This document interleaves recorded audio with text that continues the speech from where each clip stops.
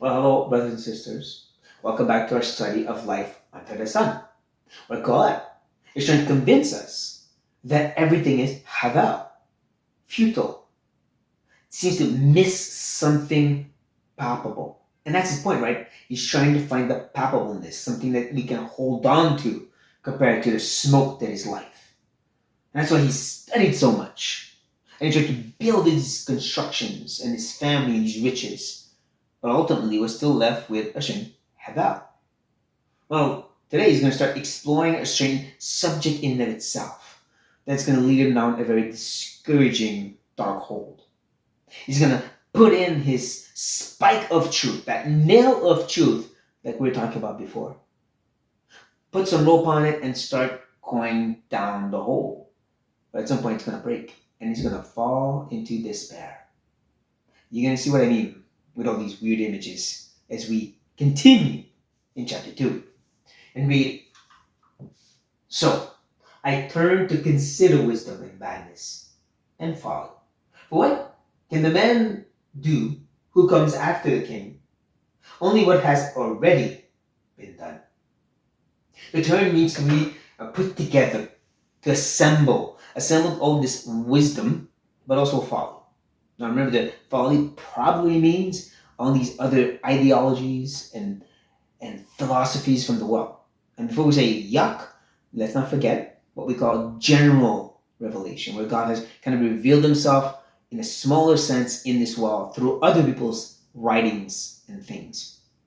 Well, of course, the ultimate revelation is in his word. That's why there's wisdom.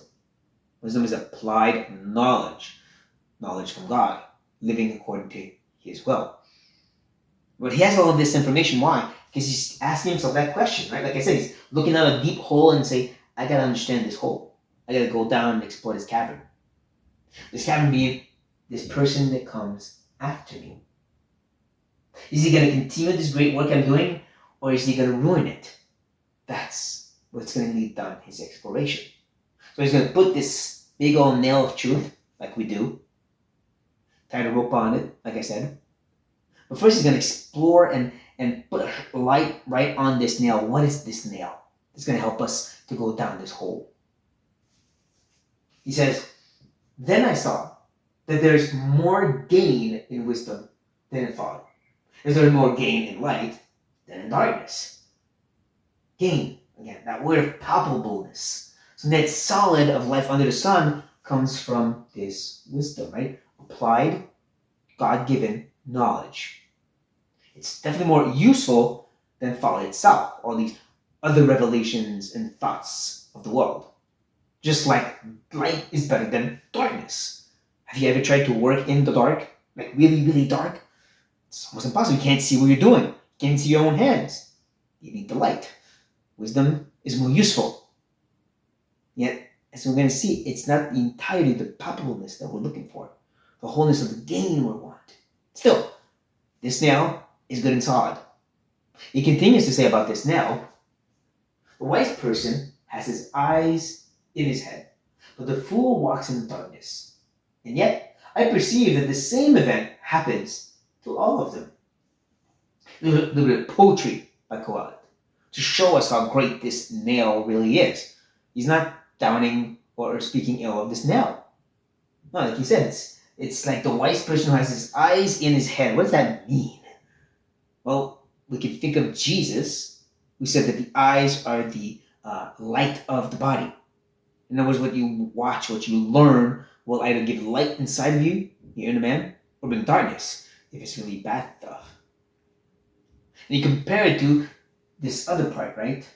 That the fool walks in darkness. And you start to see that with the light in your eyes of truth of God, of wisdom, you'll be able to walk the right way compared to those who are fool who just walk in darkness. In other words, if I can modernize a bit his expression, it's like saying this wise person has his head on his shoulders compared to the fool who's like a chicken with no head or his head cut off. You kind of see the word picture going on here.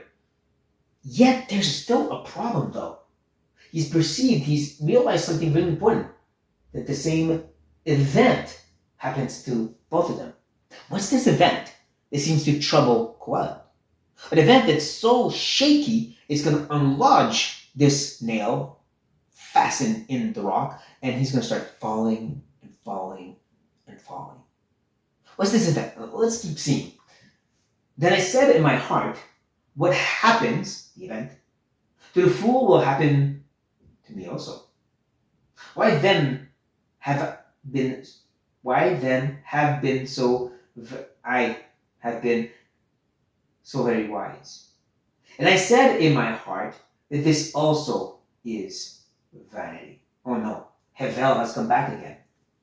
Hevel, this emptiness, this futility, this can't grasp life is back in the picture, even though he was talking about the gain of wisdom.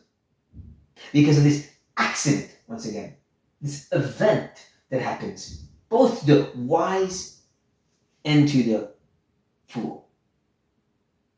To the point that all this wisdom will seem like nothing under the sun. Can't forget that. It's still about life on earth. That this wisdom is useful, but there's something it can't do that happens to do with this event. Have you figured it out by now? Well, he's going to tell us. For of the wise, as of the fool, there's no enduring remembrance. Seeing that in the days to come, all will have been long forgotten. How the wise dies, just like the fool.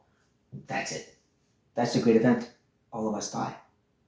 It doesn't matter how wise you are, how much you use science, how rich you are, and try to evade death.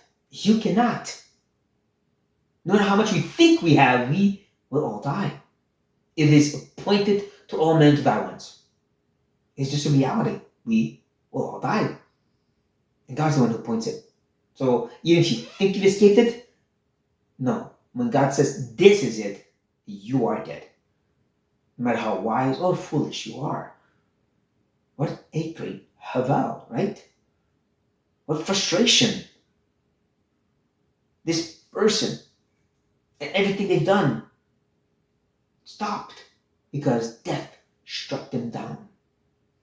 We understand Kohelet's frustration. We understand when he starts falling down this deep hole, this nail of truth was removed because no matter how much wisdom was used on earth, under the sun, when death hits, all that work stops. So we get what he's saying.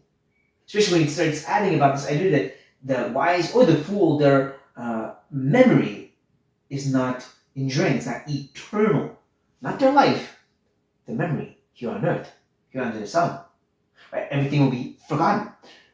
Yes, we know certain persons in history, but there were other great wise men and women throughout. Like 100 years ago, 500 years ago, 2,000 years ago, that we will never know existed. They might have done great things, they might have been very wise, but nothing was written about them, so we'll never know them. They'll be just as forgotten as their foolish neighbor who did horrible things with their lives, who ruined everything. They'll be just as forgotten as them. Isn't that frustrating? And even when we speak of people that we do know, like let's say Napoleon, we don't know everything about them. There's still debate about, well, this did happen exactly this date. Did he really say this over there? It's still in debate because we don't have all that information. Things get forgotten. Death ruins it. Things are forgotten. But it's more than that though. See, there's more to Kohelet's frustration than just dying itself. He's going to keep telling us. So I hated life because what is done under the sun was grievous to me for all its vanity and striving after the wind. Now he's fallen to the ground, he's completely in shattered pieces, and he just doesn't want to live. Still, like I said, it's not just about death itself. I'm going to see that. But you see that his frustration is about how all his work seems useless. Yet before, he was mentioning how all of his work became itself the reward. But still, he said, there's something about the fact that all this great work becomes the only palpableness. And I'm starting to explain why, right? It's because death will take me away from them. But then they're still there. And them staying here under the sun still is grievous to me. Still seems like it's uselessness to me. and a certain futility in it. And here's why. I hate all my toil in which I toil under the sun, seeing that I must leave it to the man who will come after me. That's why. What started this whole descent, this exploration, is what it comes back to again. As he hits the bottom of the barrel and he realizes this person's going to come after that he was wondering about, it's going to be all in his hands. All he constructed and built will be in his hands. Should he worry? Well, yeah. And who knows whether he will be wise or a fool. That he will be master of all for which I toiled and use my wisdom under the sun. This is also vanity. You see how many times he repeated this notion of under the sun, right? It's still about his work here. Now, when he's gone, it's in the hands of his son, who could be a fool and ruin everything. That's the point. And he was right to worry. If you know anything about Jewish history, you know Roboam, I'm probably not saying it right, his son, Solomon's son, ruined everything that was built by him and his dad. David had crushed all the enemies of Israel and extended its borders in amazing ways. Solomon brought a time of peace and wealth in the country like no other time. And then his son took it over and broke the kingdom in two. And then their sons, and they ruined Israel for good, to the point that people came in and took them out. Where is the Temple of Solomon? Destroyed. Where is this amazing garden that looks like the Garden of Eden? Gone for good. Because of his sons that came after him. You can see his frustration, can't you? Because he was right to be scared about these things. We can even think about it in a Christian sense. There are people who started amazing ministries for the Lord, but it got ruined afterwards. Two men came together to put together what is called the AA, Alcoholics Anonymous. On the basis of Christianity, though, steps to follow according to the Bible and on pointing to Christ as your ultimate redeemer. Well, if you know anything about them now, you know it's about believing anything you want. You don't believe if you don't want to. Just follow these steps and you'll be okay. Or worse, the Salvation Army. Mr. Booth wanted to reach the suffering, the poor with the gospel, though. Always with the gospel. It wasn't just about helping the poor. But nowadays, the Salvation Army, for the most part, it's about helping the poor. And even then. Gospel, not as much. Everything they built, ruined, soiled, changed into something else. Just like Solomon, like Kohelet. So you can understand his frustration. That everything under the sun, again, this life here now, and everything he built seems just destroyed. He was right to be worried and frustrated in advance because it did become all ruined and frustrated. So that's why he can ultimately say, so I turned about and gave my heart up to despair over all the toil of my labors under the sun.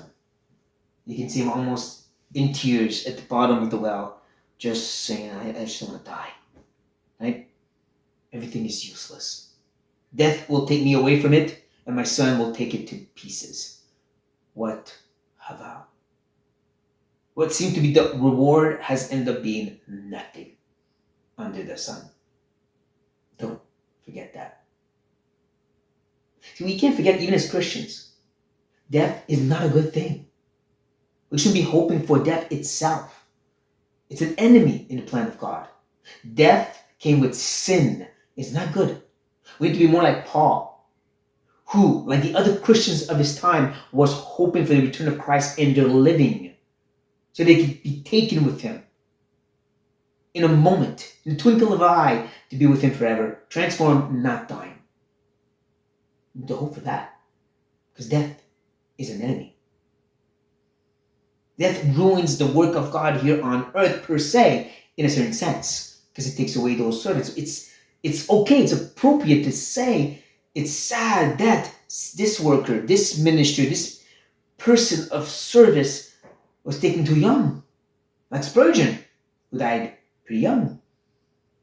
Because their work afterwards sometimes crumble away or get twisted or something, and it's okay to be frustrated under the sun. This work was halted, was changed, was taken away.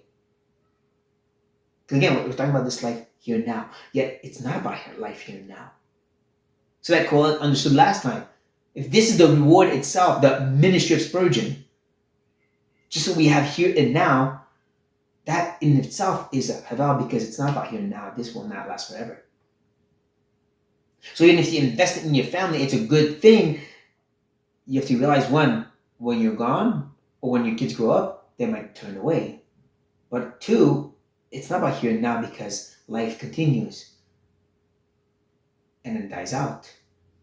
But the ultimateness is what comes after. That's what's more solid. And so we are left to accept the frustration of life here and now, but yet Kohelet will not just stay here. Next time around, he's going to see a little light of hope, a little glimmer of hope. But that's for the next section, next video, next time around. So come back for that. For now, let's accept the frustration that death takes us away from what we're trying to build here, and how these things could just crumble into nothingness and seem to make our work havel in and of itself. May it drive us in the right way, brothers and sisters. On this note, be blessed.